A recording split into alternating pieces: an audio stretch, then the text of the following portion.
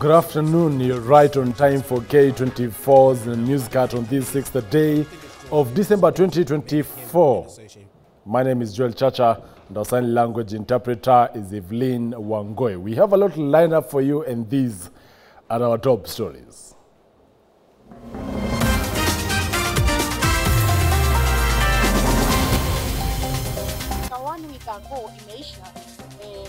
Wasichana wawili walivamiwa na kijana mmoja.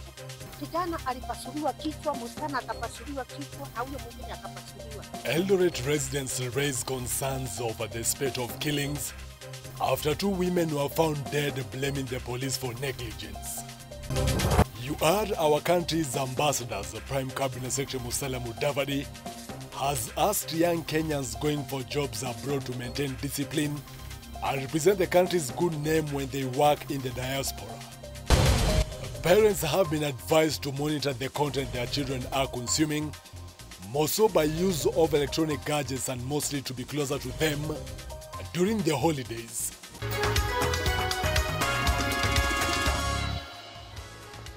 Talk to us via social media platforms at K24 TV, at Joel Chacha, Zolana SMS, and WhatsApp numbers on the bottom of your screens. We begin. President William Ruto has defended the reforms done in the universities, including the funding of University of Education. Speaking during the Scott Christian University graduation ceremony, Ruto said the old model was killing universities and that the new model seeks to ensure education is affordable. I know for a fact, and I have been briefed here, that this university suffered from the old model's deficiencies, and that today the government of Kenya owes this university upwards of 460 million. I know it has done big damage to this university, and that is why I took the responsibility to sort out the challenges that bedeviled the old model. The old model almost brought many of our universities to closure. I know this university suffered a great deal. I am aware that this university was temporarily closed for a few months. And it was not right, because we were responsible for the huge debt of 460 million owed to this university.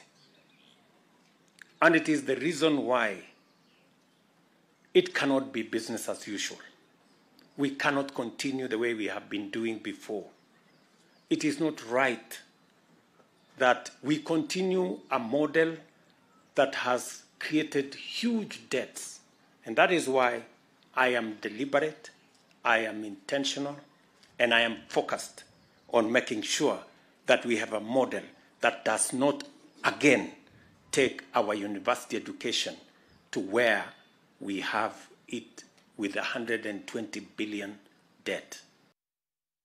On to other news, Murang'a County Chair of Economic and Budget Council, Dr. Peter Munga, last night hosted Murang'a County Executive in celebrating the county's remarkable performance at the just concluded African Association for Public Administration and Management Awards held in Kampala, Uganda.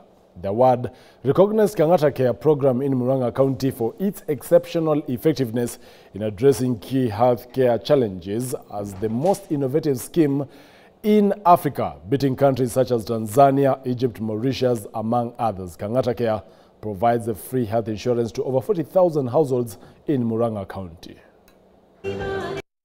In this country, many families have been driven to bankruptcy because of health issues.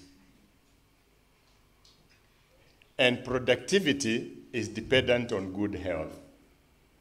By taking care of the vulnerable in our county, the governor really thought out of the box, because he complimented what the national government is doing, he complimented what individuals do, and I bet the number of harambees in Murang'a County for healthcare have greatly gone down, which means that money that we would have taken to those harambees, we have put them in that money in productive sectors.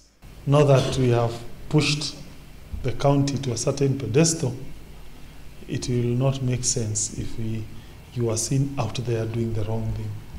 People will not understand that mismatch, that you're out there celebrating yourself as people who have done that, but you are there corrupting the poor person in Murang'a, doing dishonest thing.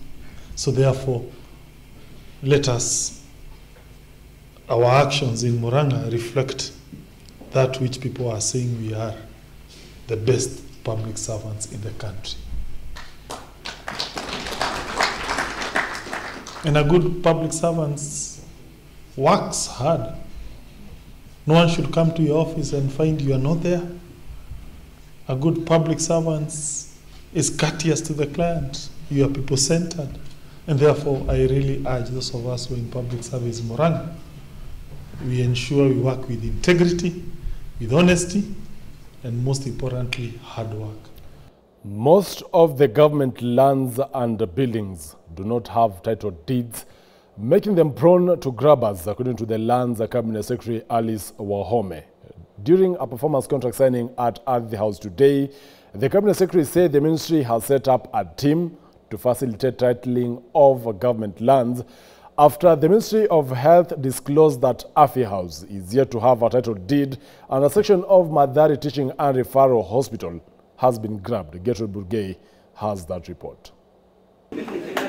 During a performance contract signing meeting at the House today, Lands Cabinet Secretary Alice Wahome revealed that most government lands and buildings do not have title deeds, leaving them vulnerable to land grabbers. The CS disclosed that the Ministry of Lands is now working to ensure that all government properties are properly titled. This follows the worrying discovery that Afya House, the Ministry of Health's headquarters, does not have a title deed. Furthermore, part of Madari Teaching and Referral Hospital has already been illegally grabbed. Where the Ministry of Health requires my help, because they are the ones who critically should forward that to me and the EACC if there are challenges, we will recover. Look at the audit report that for the last 2 financial years. One of the issues that is that has been raised by the auditor is the issue on titling of public land. According to the ministry, in the past, government lands were considered safe from such threats because they had been gazetted. However, it is now clear that the absence of official title deeds is allowing land grabbers to take advantage. But nobody can steal. They tried to take the KICC. We returned it. So I want to assure Kenyans that those properties should be in good hands. It will be difficult to grab a public land so long as they were gazetted or there was a legal notice issued on them. Most of them, of course, they have been attempted grabbing, and we are working with EACC. If you remember, I think this year, there was a presentation to the President by EACC on the parcels that had been actually recovered. To tackle this, the ministry has now set up a team to fast-track titling of government land. Wahome also emphasized the ministry's commitment to using technology to improve land registration, reduce corruption, and make transactions more transparent. PS for lands, he has to give the numbers of titles. We've already committed to around 380,000 titles. Indeed, last year we achieved 444,000. Additionally, Principal Secretary for Lands Nixon Korir announced that the ministry's stamp duty collection has increased from 9 to 12 billion shillings.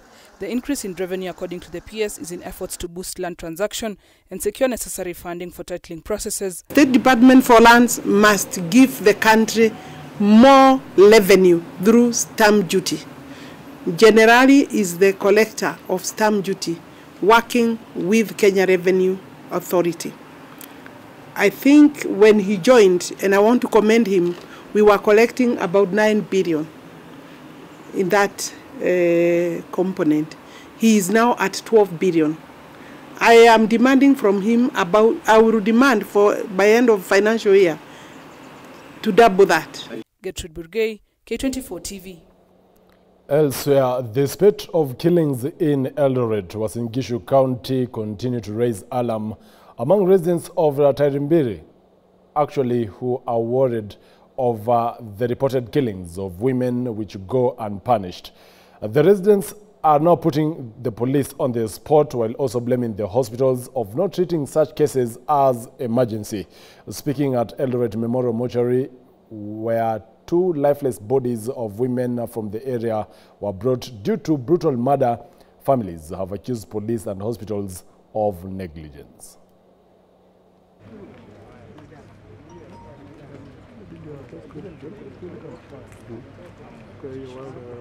Mimi mwenyewe na wenzangu tulibeba mwenzetu na polisi wako pale. Tukamleta hapa Moi Referral. As now tunaambiwa tupeleke sasa postmortem ambapo mama ni amewacha watoto 5. Watoto hawana baba. Mama ameuliwa. Mama aliuliwa kwa kufungwa mikono nyuma na akagongwa kichwani. So pesa ya postmortem tukiitishwa wale watoto watatupa. Na tuko na wamama kwenye county. Tunaomba serikali ya Uasin Gishu na serikali kwa ujumla wako wapi juu wanasema ni watetezi wanatusaidia. This is very, very clear evidence that femicide in this country has now reached unprecedented levels. First to second, Mama Jane was killed. The next night, in the same area of Tayambili, another lady by the name of Rose Zipora was killed the following night. So what is evident is that the security authorities are sleeping on the job.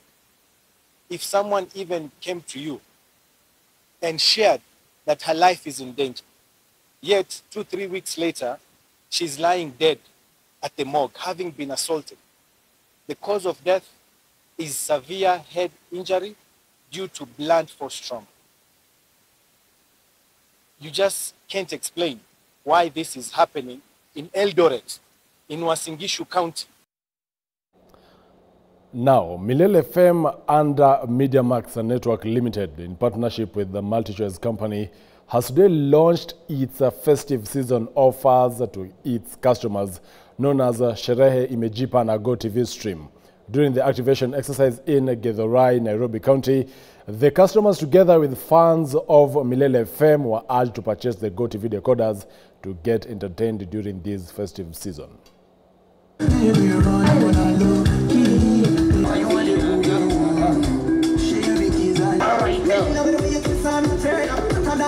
Go TV, tukiwa katika hali Ndio uweze kupata DSTV sister hivi yes. Tunataka kuanza Christmas yetu mapema na tunasema sisi kama MultiChoice tumewaletea bidhaa kadha wa kadha, tumewaletea DSTV, Go TV na Showmax, na tunasema for DSTV stream on the good times with DSTV stream, tunasema pia kwa Go TV Sherehe Imejipa na Go TV stream, na tunawataka kuambia kwamba tunawaletea bidhaa kwa bei nafuu sana. DSTV tunawaletea kwa 1999, na hapo pia ukitaka kuweka package yako pia bei kwa bei nafuu, tunawapatia package inaitwa Access kwa 1350. Kwa Go TV pia tunawaletea kwa bei nafuu, Go TV 1299, na pia unaweka package yako ya Plus, unaweza kuenjoy all latest content kwa just 1000, na unapenda kama unapenda mpira kama kawaida tunakupa pia mpira. On to other news, Prime Cabinet Secretary Musalia Mudavadi has asked young Kenyans going for jobs abroad to maintain discipline and to present the country's good name when they work in the diaspora. Speaking when he officially opened a job fair to mark the 60th anniversary of Kenya's diplomatic journey, Mudavadi said that law obedience was key to ensure that they do not fall into unnecessary problems in their host countries. Directors and all people gathered here. I'm Jamoni. Excellence, I want to thank you.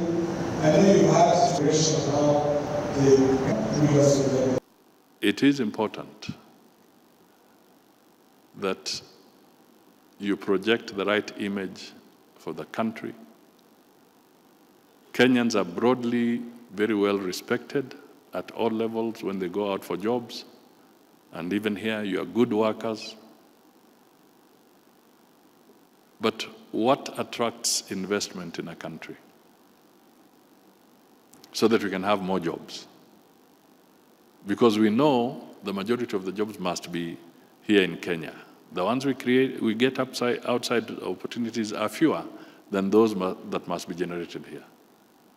So we must always ask ourselves, as a nation and as young people, what does it take to attract investment in this country? To safeguard the investment you have and to attract more investment so that we can have more jobs and more opportunities for our people. The most important thing is discipline. Machakos University is witnessing a significant wave of innovation, with students developing AI-powered technologies to address agricultural challenges and improve communication for people with disabilities. At one of the university's innovation stations, students have developed a technology to aid communication with the deaf community. This innovation utilizes a computer camera to interpret sign language and translate it to voice, making communication more accessible. Exchange for communication. Our only purpose is to help the youngsters in Kenya, in Africa, to obtain the skills of ICT skills, to help more students can obtain the ability of ICT. And we have a very advanced teaching mode, such as EPIP, engineering practice innovation project. So we want to promote the advanced teaching mode to more and more countries. They have provided for us with state-of-the-art equipment which have helped our students to get practical skills. We have seen them do innovations. We have seen them very interested in now releasing their talent. And what we have again seen is a great interest from the students now. Instead of them going out to probably walk around and do nothing, then they have spent a lot of their time here. We decided to come up with a solution for that, which is Flex Finders. So somebody finds your lost item, let's say it's your school ID, they pick it up, they take a photo of it and they report it on our website. And you, as the person that's lost it, you go there, you search it, you put in your details because you know what you've lost, and you find it and you go, you claim it, and that's basically it. With our story from Machakos County, we take a breather. We'll be right back with more news. Stay tuned.